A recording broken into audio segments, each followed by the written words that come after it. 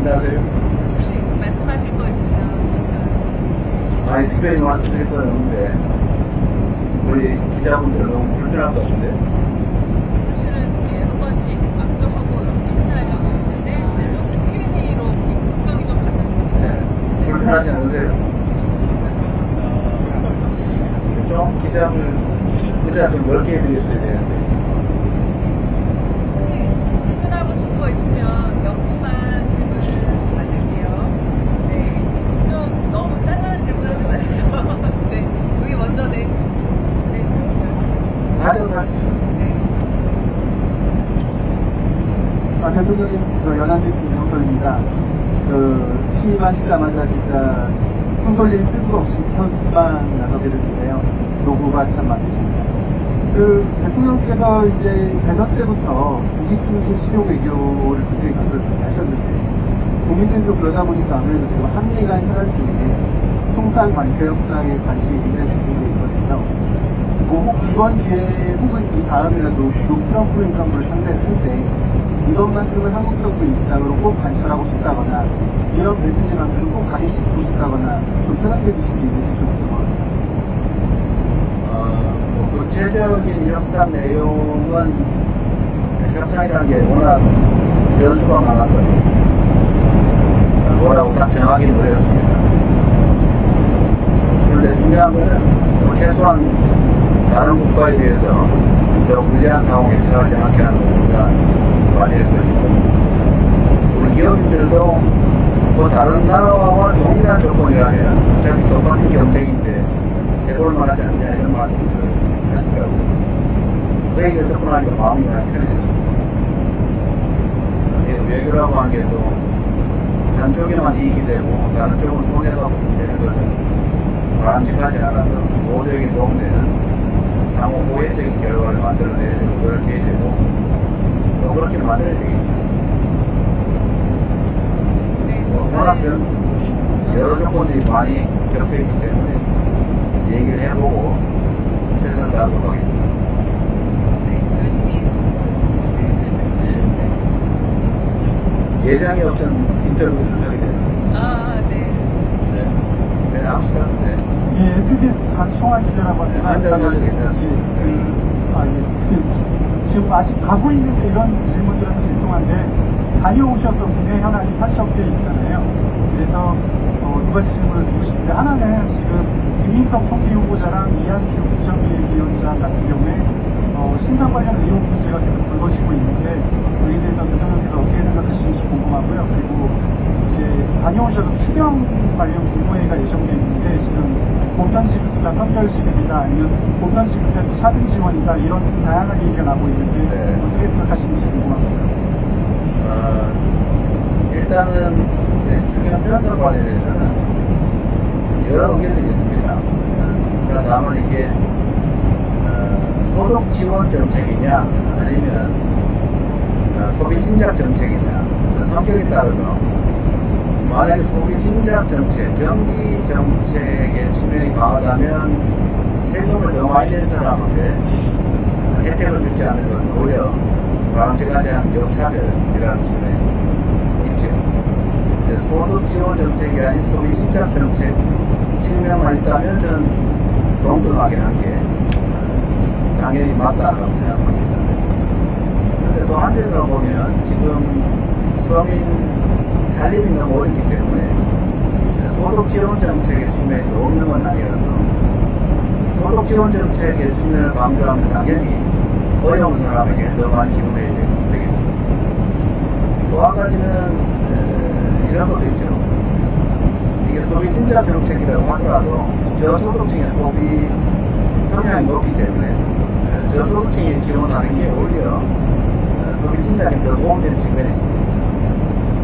고소득층에게 지원을 하면 기존 소비를 대체할 가능성이 많죠. 그런데 저소득층은 기존 소비를 대체하는 게 아니라 새로운 소비가 될 가능성이 높습니다.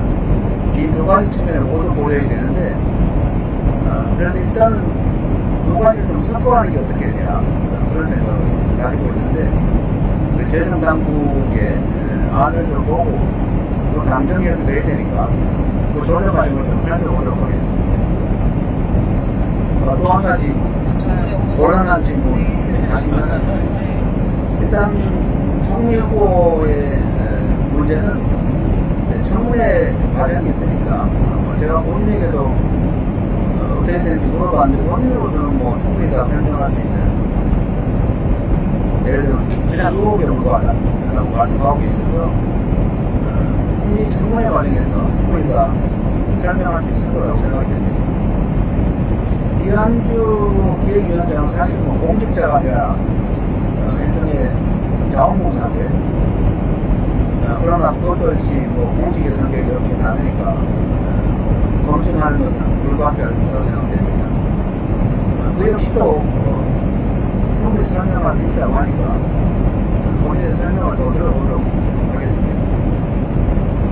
질문을 하나만 더 받고요. 그래도 박수 안 해도 됩니다. 이거 너무 차라리 그 시간에 질문하시죠. 그럴까요? 네, 그러면 우리 대통령께서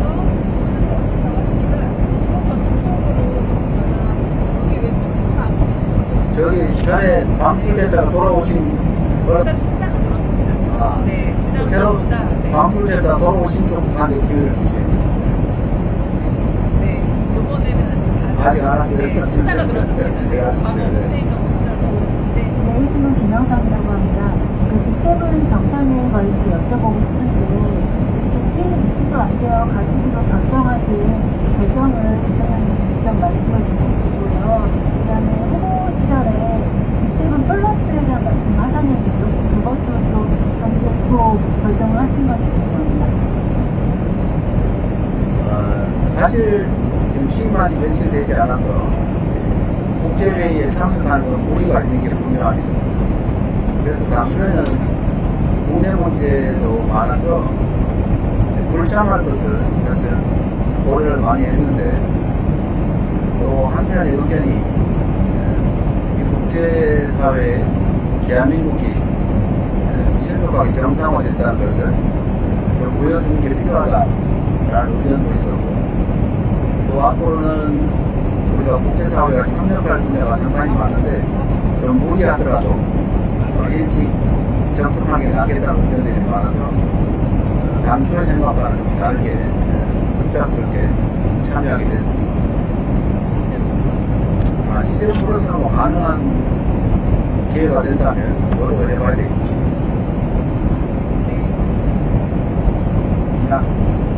시간의 비상계엄 이후에 미국, 유럽, 일본들이 다 한국의 민주주의에 우려를 표했고요. 영국 같은 경우에는 여행 조치, 여행 경고 조치를 수정을 또한했습니다. 이번에 정상외교에 재가동하는 게 의미가 있다고 생각되는데요. 다시 한번. 정상외교를 6개월 만에 재가동하는 게 의미가 있다고 생각합니다. 뭘 가동한다고? 정상회의를 10개월 만에 다시 진행. 정상외교. 네. 대통령이 이번에 어떻게 준비하셨는지 그리고 한국이 정상외교를 복원하는데 어떤 메시지 준비하셨는지 여쭙고 싶습니다. 어쨌든 대한민국은 잠시 후퇴하긴 했지만 세계 10대 경제 강국, 5대 군사 강국 그리고 문화적으로는 정말 앞선 선진국으로 인정받고 있는 나라입니다. 잠시의 후퇴가 있긴 했지만 신속하게 종전의 위상을 회복하고 거기에 더해서 앞으로는 다양한 영역에서 대한민국이 세계를 선도하는 그런 국가로 나아가야 되고 충분히 그럴 수 있다고 믿습니다. 당연히 정상외교는 지금보다는 좀 더 활발하게 전개해야 될 것이고 제가 조금 전에 우리 실장님한테도 지시해놨습니다만 어쨌든 정상외교를 지금까지와는 좀 더 높은 단계로 더 많이 강화할 필요가 있겠다고 생각합니다.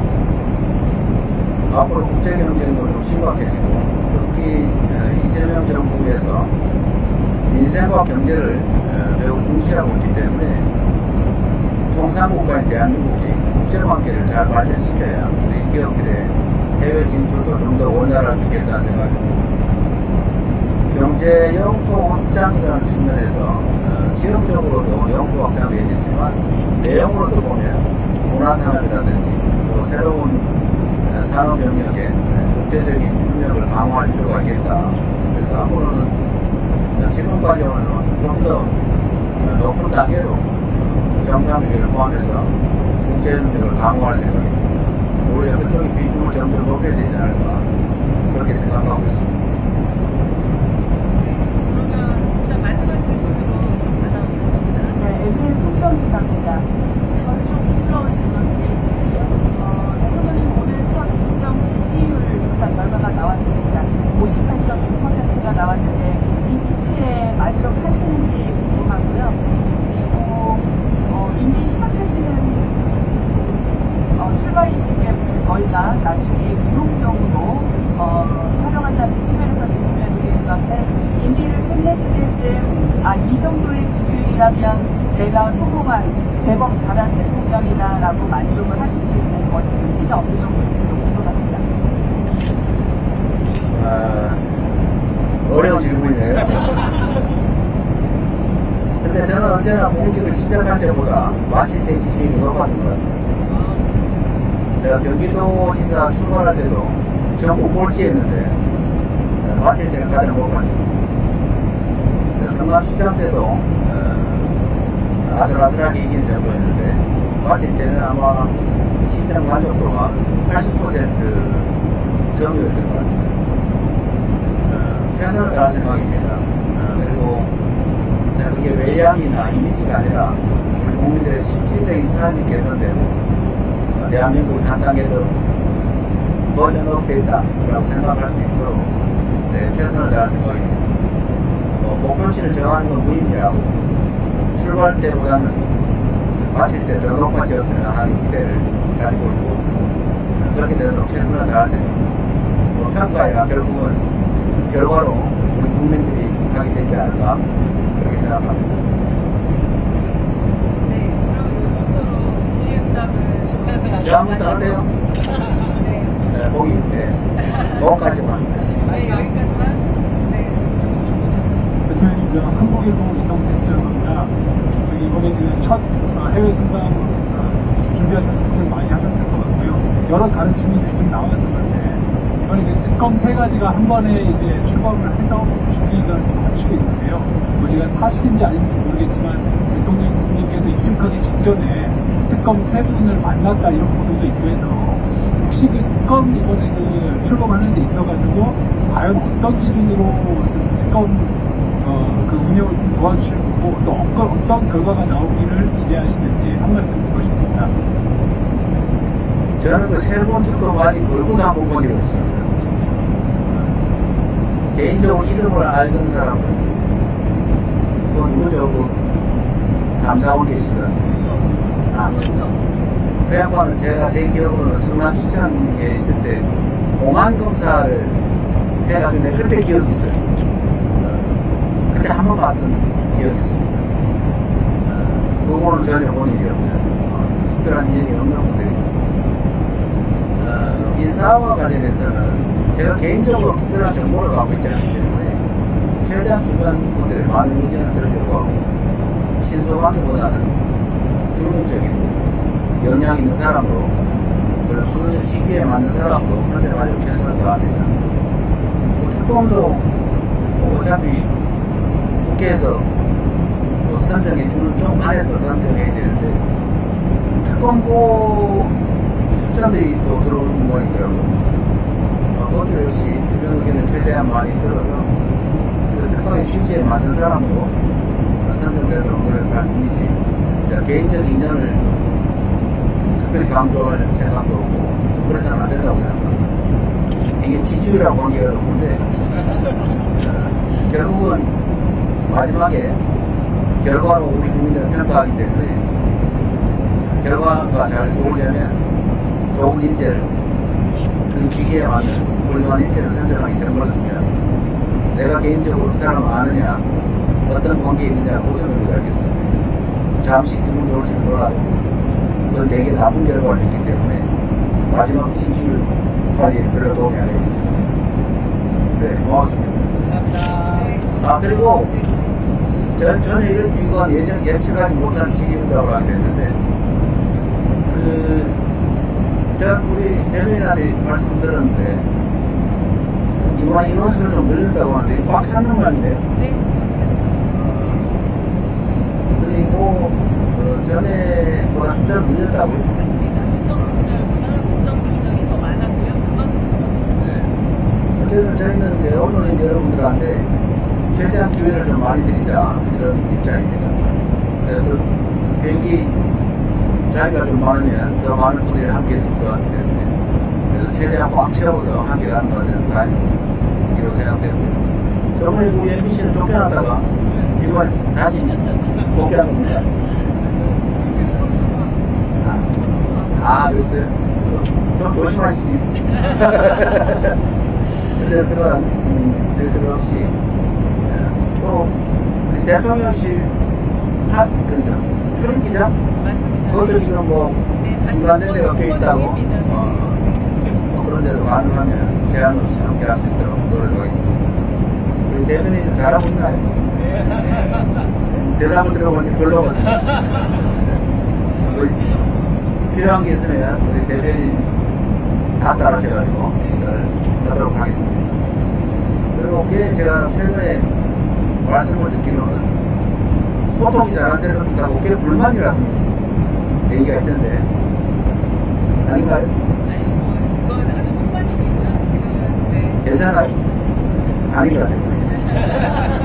좀 더 아마 초기라서 시스템이 잘 안 갖춰지는 바람에 조금 이게 소통에 문제가 있는 것 같습니다. 좀 바쁘다 보니까 그래서 가능성이 많은데 우리 부대변인들 때문에 따라왔나요? 아니요, 오늘은 정말. 인원수 때문에? 네네네. 대변인도 하고요.